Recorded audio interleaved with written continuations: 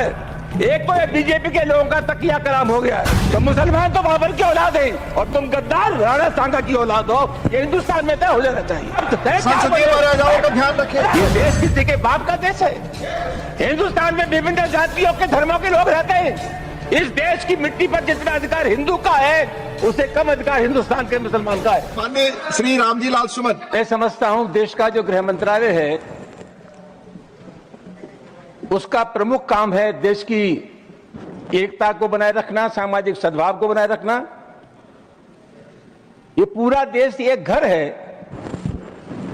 और हिंदुस्तान के प्रधानमंत्री और गृह मंत्री का ये दायित्व है कि हिंदुस्तान में विभिन्न जाति और धर्मों के लोग रहते हैं। यहां सभी धर्मों में सामंजस्य हो, एक धर्म के मानने वाले दूसरे धर्म की इज्जत करें। लेकिन पिछली बार देखने में आया है कि जानबूझ करके हमारे देश में सामाजिक सद्भाव को बिगाड़ने की कोशिश की जा रही है। उपसभापति जी, मैं नहीं जानता,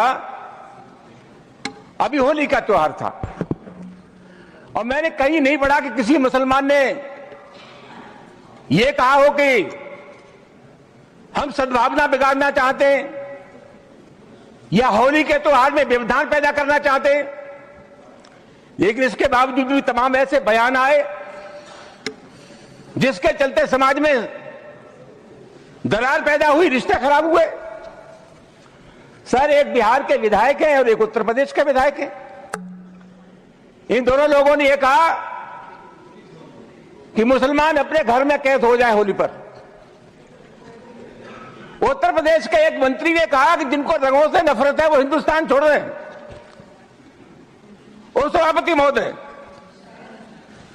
अलीगढ़ यूनिवर्सिटी में सभापति महोदय, पहले होली का त्योहार नहीं होता था, परमिशन नहीं मिली। अब जब वहां अनुमति नहीं मिली, बाद में अनुमति मिल गई थी, तो वहां के एक जनप्रतिनिधि ने कहा कि जो इसका विरोध करेगा उसको मुंह पर पहुंचा देंगे।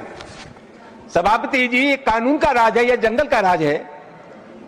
इस प्रकार की जो भाषा बोली जाती है वो किसी भी कीमत पर इस देश की सेहत के लिए ठीक नहीं है। और मैं बहुत अफसोस के साथ ये कहना चाहूंगा कि बीजेपी की सरकार है, बीजेपी का कोई जिम्मेदार नेता या कोई मंत्री इन सब चीजों का प्रतिवाद नहीं करता। यह नहीं कहता कि इस प्रकार की जो भाषा बोलते हैं उनसे हमारा कोई संबंध नहीं है। तो क्या हम मान करके चले कि इस प्रकार के जो तत्व है उनको सरकारी संरक्षण प्राप्त है या इनको भाषा अच्छी आती है?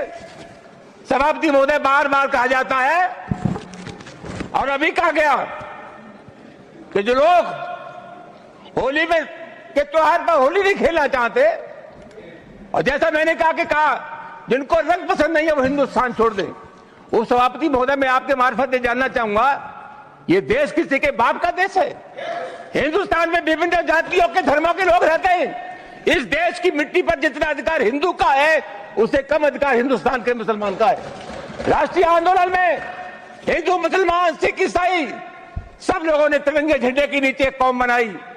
आखिरी मुगल बादशाह जफर, उसके बेटों का सर कलम कर दिया गया, बादशाह जफर के पास भेज दिया गया और अंग्रेजों ने कहा दमदमे में दम नहीं, अब खैर मांगो जान की, यह जफर ठंडी पड़ी अब तेग हिंदुस्तान की।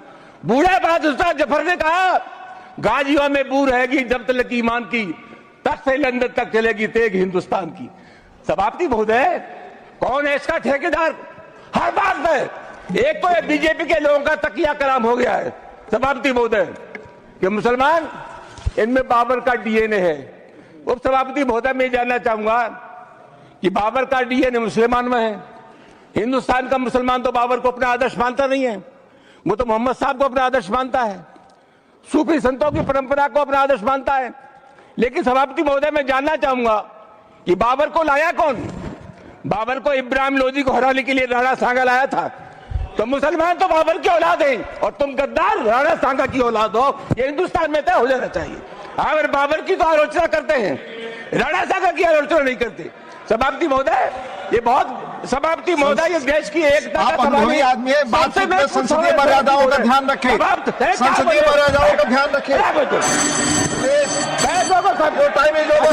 जो भी चीजें संसदीय मर्यादा के अनुकूल नहीं है, जो आप करेंगे। आजादी की लड़ाई में Please, please.